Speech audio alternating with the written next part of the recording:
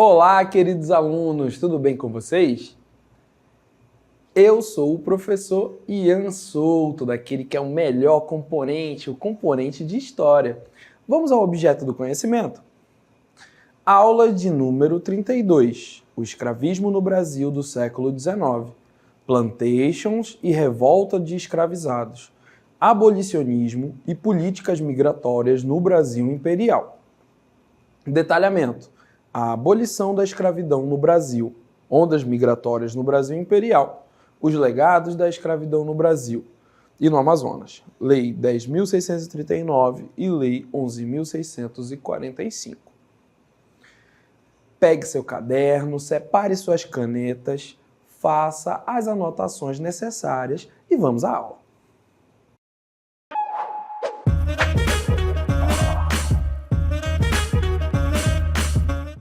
E olha só, na nossa aula iremos tratar sobre um ponto fundamental dentro da história do Brasil, que foi o caminho abolicionista.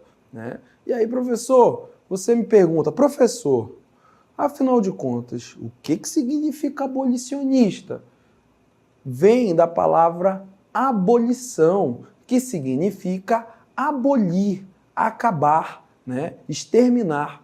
Assim, você tem um caminho abolicionista relacionado à escravidão. Esse caminho, ele possui uma linha do tempo. Como assim? Você tem todo um trajeto que foi caminhado a partir de leis e também de pessoas. Bom, diante desse contexto abolicionista, nós temos uma primeira lei. Então, quando tratamos do caminho judicial, judicialmente, nós temos uma primeira lei, que foi em 1850, a Lei Eusébio de Queiroz.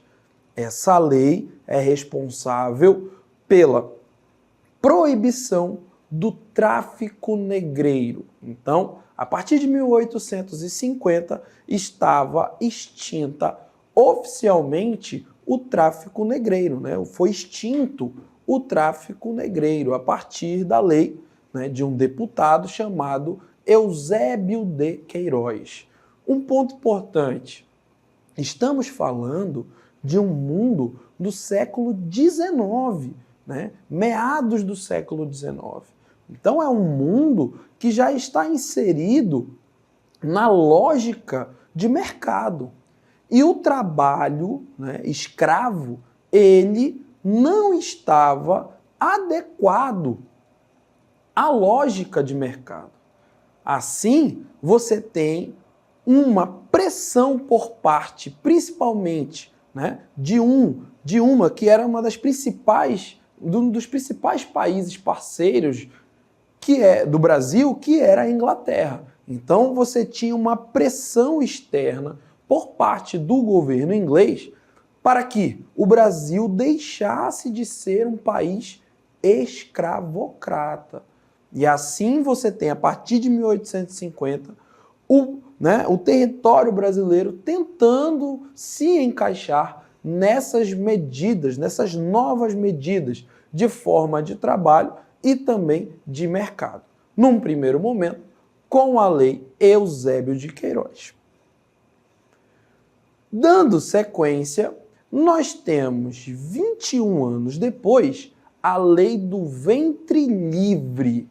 Olha só, essa lei determinava que, a partir de 1871, toda mulher escravizada que estivesse grávida, o seu filho já não nasceria mais como escravo, escravizado. Ele já era uma pessoa livre, ele seria uma pessoa liberta.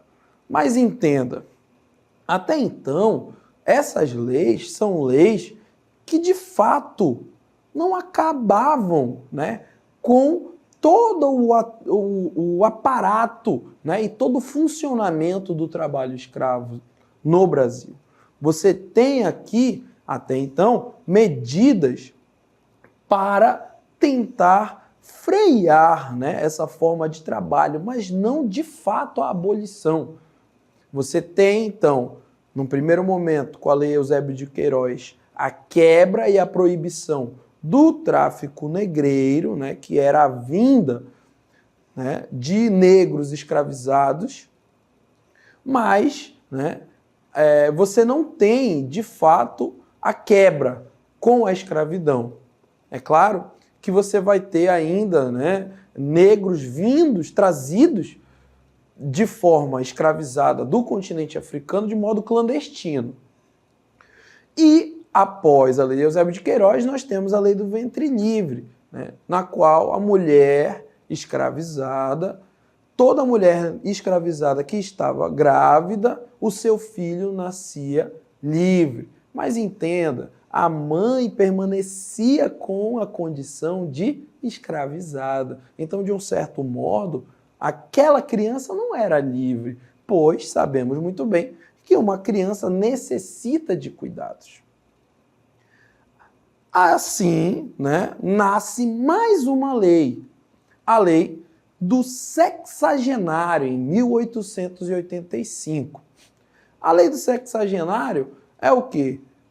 A partir do momento, né, que uma pessoa que estava inserida no trabalho escravo completasse 60 anos, ela automaticamente se tornaria livre, liberto.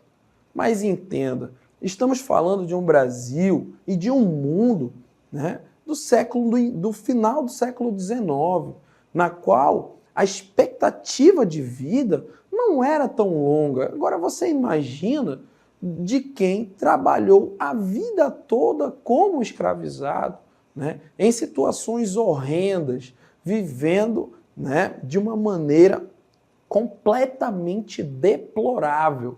Então, você entende que pouquíssimos, né, desses homens e mulheres que eram inseridos dentro dessa lógica escravista chegavam aos 60 anos.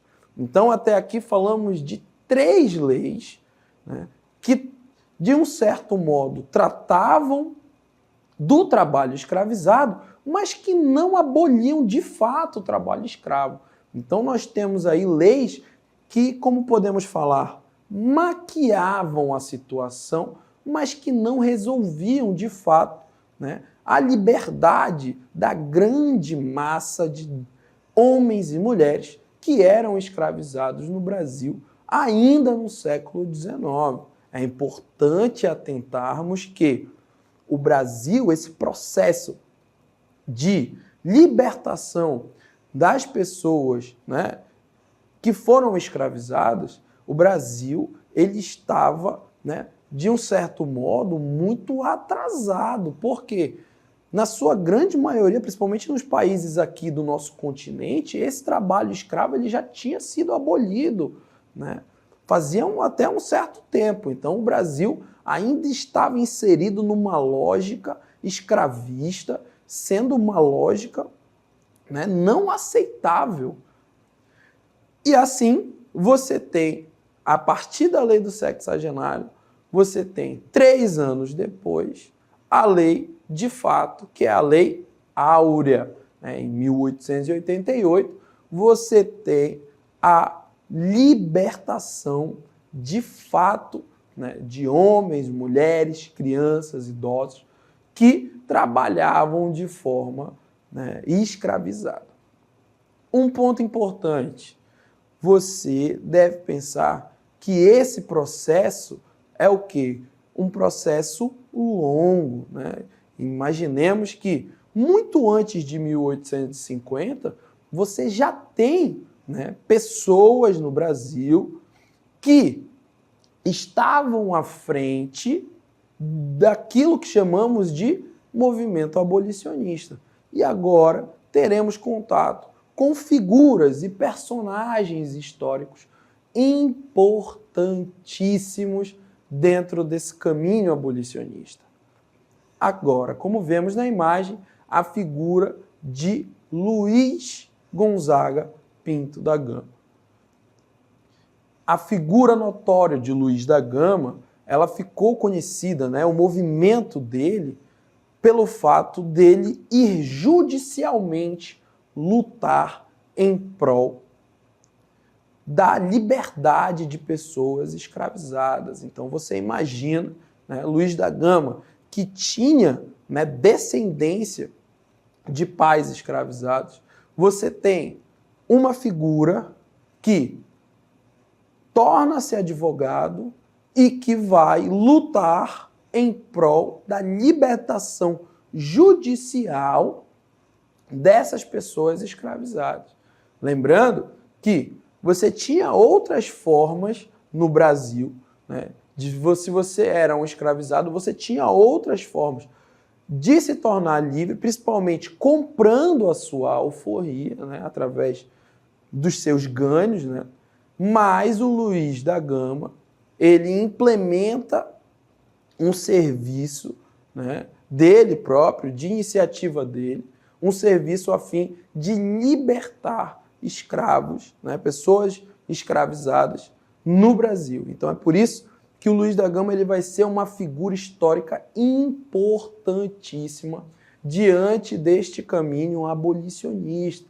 Entenda que na história tudo tem um porquê e um para quê. Então, personagens históricos são importantes para que a gente compreenda esse caminho, que não foi fácil, em prol da libertação das pessoas escravizadas no Brasil.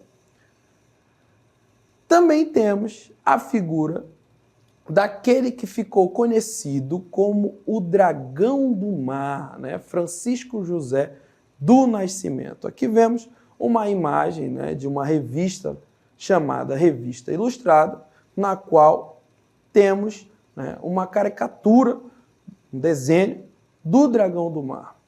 A figura do Dragão do Mar ficou muito emblemática pela sua luta, né, por encabeçar uma greve nos portos em Fortaleza.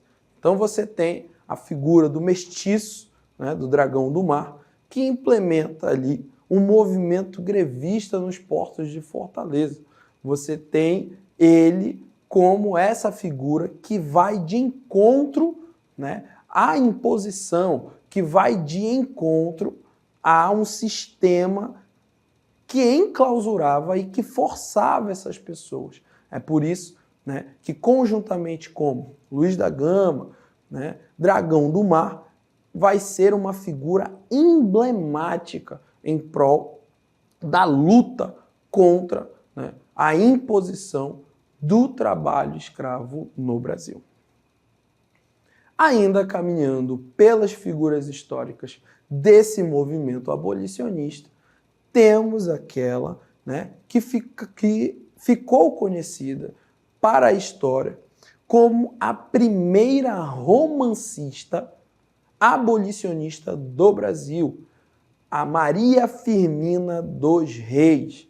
A Maria Firmina dos Reis, né, ela adentra a história do Brasil recentemente, né? Então, a figura histórica da escritora Maria Firmina dos Reis como a primeira romancista negra abolicionista do Brasil é muito importante para atentarmos que o movimento abolicionista é um movimento não somente encabeçado por homens, mas também por mulheres, né? E entenda, todo movimento histórico, social, ele não é apenas pelo embate de pessoas, pelo choque, mas também através, né, da literatura, das artes. Então, Maria Firmina dos Reis, ela fica marcada para a história, pois, através, né, dos seus livros, ela implementa esse pensar abolicionista, né, traz humanidade para aqueles que eram tratados como simples objetos. E assim, né, dentro desse caminhar histórico, tem uma notícia muito importante. Extra! Extra! Extra! Extra! E olha só, né? Nosso querido jornaleiro que veio direto ali do século XIX anunciar que a Lei Áurea foi assinada. Vamos à lei. Brasil Livre, 1888, né? 13 de maio. A extinção da escravidão, lei número 3.353, de 13 de maio de 1888, declara extinta a escravidão no Brasil. Vamos ao texto. A princesa Isabel, a princesa imperial regente, em nome de Sua Majestade o Imperador, o senhor Dom Pedro II, faz saber a todos os súditos do Império que a Assembleia Geral decretou e ela sancionou a lei seguinte. Artigo número 1. É declarada extinta, desde a data desta lei, a escravidão no Brasil. Artigo 2. Revogam-se as disposições em contrário. Manda, portanto, a todas as autoridades a quem o conhecimento e execução da referida lei pertencer, que cumpram e façam cumprir e guardar tão inteiramente como nela se contém. Olha só que importante nós analisarmos esse recorte que foi trazido para nós. Quando nos atentamos à escrita, né, dessa notícia, né, de 13 de maio de 1888, você deve ter percebido aí que algumas palavrinhas elas foram mantidas como a escrita original, né, Brasil com Z e algumas outras palavras diferentes. Mas entenda, a importância dessa lei para a história do nosso país. Ela é uma lei que foi sancionada pela filha, né, daquele que era um imperador do Brasil, Dom Pedro II, mas que estava em viagem. Então entenda, você tem dentro do território brasileiro uma pressão por parte principalmente de quem? Dos movimentos abolicionistas. Então você tem figuras notórias como Luiz da Gama, como Maria Firmina dos Reis, né, Dragão do Mar, que são exemplos para a sociedade de luta contra um sistema escravocrata, né, que não é concebível a forma com que as pessoas eram tratadas diante daquele sistema de trabalho forçado. Então você tem, a partir de 13 de maio de 1888, uma mudança. As pessoas que trabalhavam, né, diante do sistema escravo, que eram escravizadas, agora se tornam livres. Isso mostra, né, que existia uma pressão interna para que fosse tomada essa decisão e que fosse, enfim, sancionada uma lei que realmente libertasse essas pessoas. Né? Você não pode esquecer que não existiu somente a Lei Áurea, que existiram outras leis. Então, é um caminho que foi seguido, né? É toda uma luta, uma trajetória. É por isso que é importante nos atentarmos a essas figuras históricas, pois houve um caminho abolicionista no Brasil. Não foi simplesmente do dia para a noite. A princesa Isabel, ela se conscientizou que as pessoas não devem e não podem trabalhar de modo, né, escravizado. Então, ela vai e sanciona. Não. Existe toda uma pressão interna, um contexto interno, a fim, né, de levar com que essa lei fosse sancionada pela princesa Isabel. E aí você me pergunta, professor, olha só, que maravilha eles foram livres, eles foram libertos, só alegria. Será? Será que realmente você, né, tomar apenas a decisão de libertá-los ia resolver todo o problema? Vamos ver. A partir dos impactos imediatos, olha só. A lei, né, de 1888, ela libertou os escravos, né, os escravizados. Porém, você tem o quê? Como impactos imediatos, as dificuldades de integração dos ex-escravizados à sociedade, com falta de acesso à educação, à saúde, moradia e trabalho digno. Olha só como esse texto é extremamente importante para compreendermos esse contexto. Entenda, o fato da lei ter sido assinada foi um grande marco do movimento abolicionista, certo? Além, né, de outros movimentos internos, políticos, né? Enfim.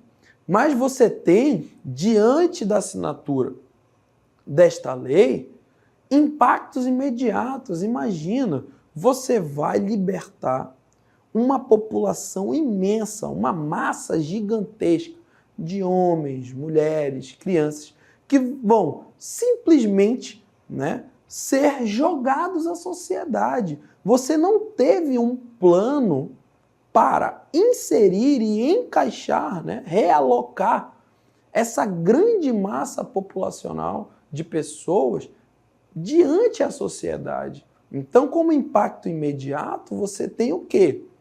Você tem uma massa gigantesca de pessoas que vão ser jogadas à sociedade.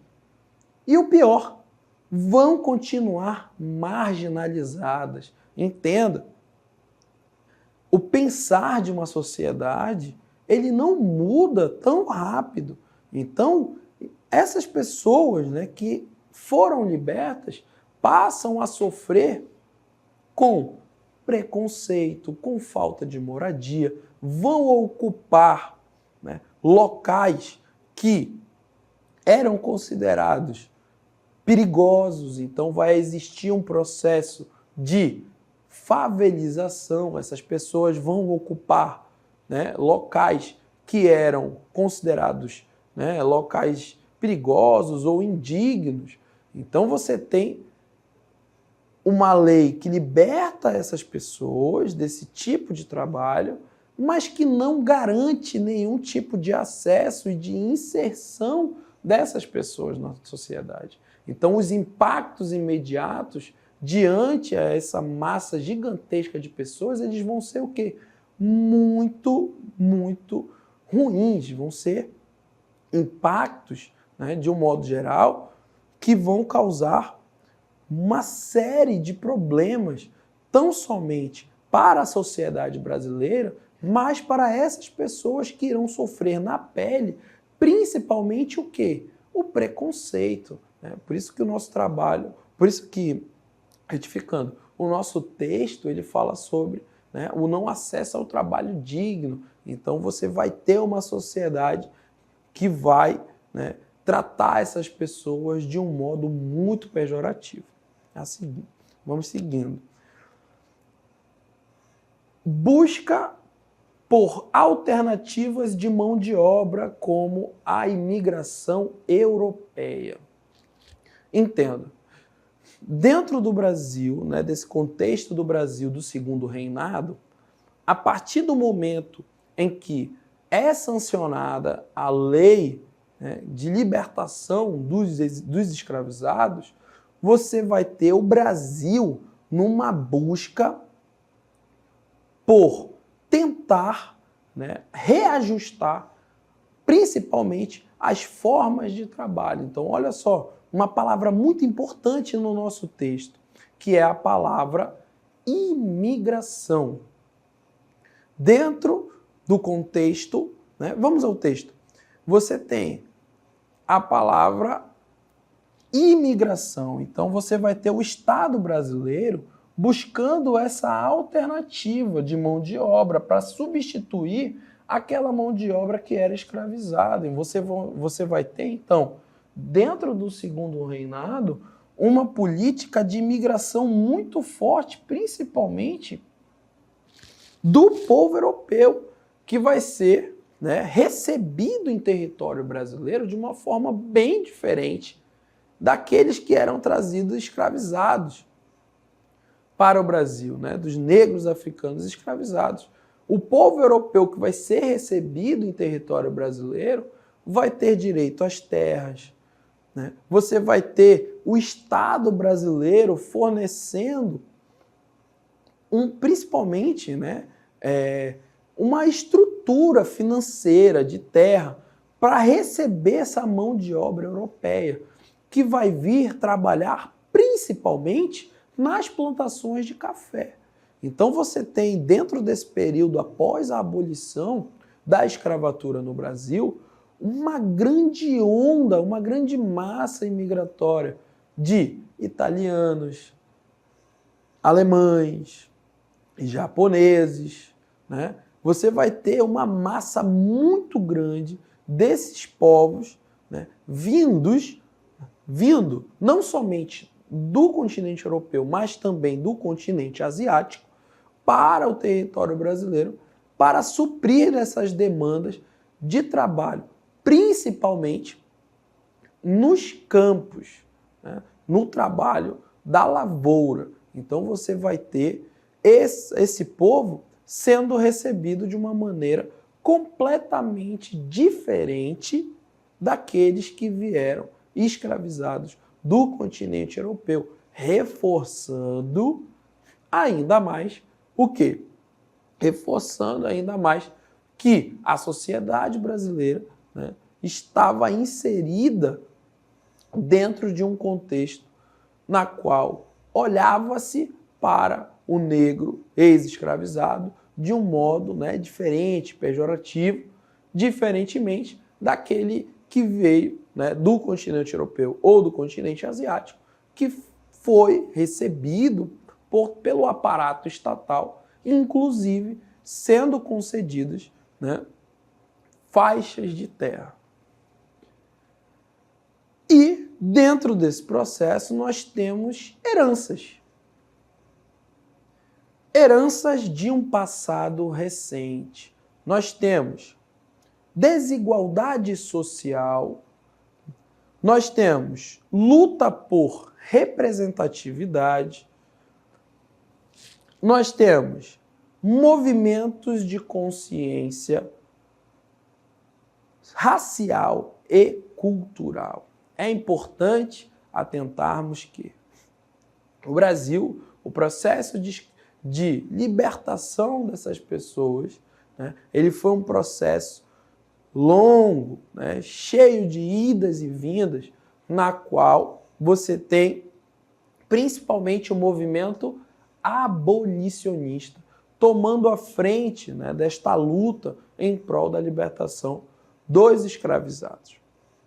E é importante atentarmos que vivemos ainda uma herança desse passado recente. Então, ainda vive-se, nós vivemos num país que você tem uma desigualdade social, né? Você tem uma luta em prol da inserção ainda, né, de remanescentes desses espaços, né? Você tem ainda um país desigual e que, de certo modo, é uma herança, né, ainda desse passado recente. E que leis, né, que mudam, inclusive, o direcionamento, né, dos currículos escolares são muito importantes para que a sociedade brasileira, nós, né, reconheçamos toda a importância, né, desse grupo e a importância da luta em prol, né, de uma igualdade social